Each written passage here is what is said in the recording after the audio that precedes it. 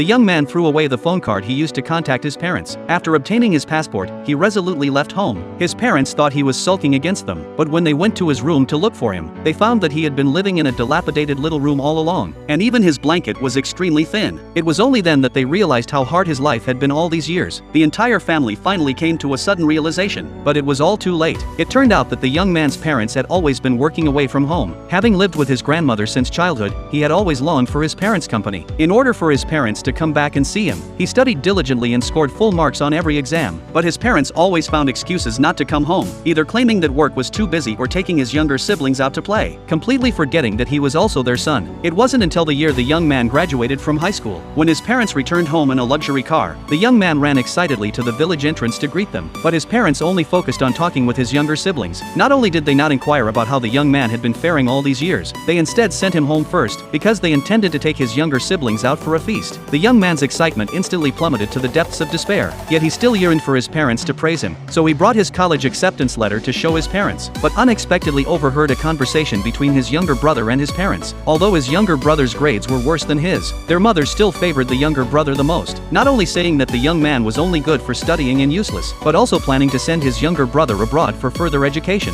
so that he could eventually inherit the family business. When his younger brother worried that the young man might compete with him for the family inheritance, their father stated that if that were the case, he would sever ties with the young man. Then the father explained that his purpose for returning home this time was actually to donate money for the renovation of the ancestral hall. The young man was immediately filled with sorrow, only to realize that he had always been the extra one. Suddenly, a massive explosion occurred at a restaurant, and a circular plate pinned the young man's leg, rendering him immobile. Just as the building was about to collapse, his parents only thought of dragging his younger siblings to safety. The young man reached out to his parents for help, but they still chose to rescue the younger siblings first. Fortunately, some kind-hearted people rescued the young man and took him to the hospital, and when he woke up, he found only a doctor by his side. Suddenly, his mother called him, and the young man felt happy again, but his mother instructed him to go and take care of his injured younger brother right away, and the young man's heart immediately sank into despair. He clearly suffered from even more serious injuries, so he decided not to leave behind any attachments, and immediately called the foreign university, determining that he would go study abroad in 10 days. Perhaps his parents sensed that something was amiss, and they planned to change his surname back to his father's, since originally, because his parents had a second child, the young man had the same surname as his grandmother, and now his parents wanted him to revert to the original surname. The young man's long-awaited dream of over a decade was about to come true, yet he felt no joy whatsoever, so he threw the household registration documents his mother had given him into the trash, and without looking back,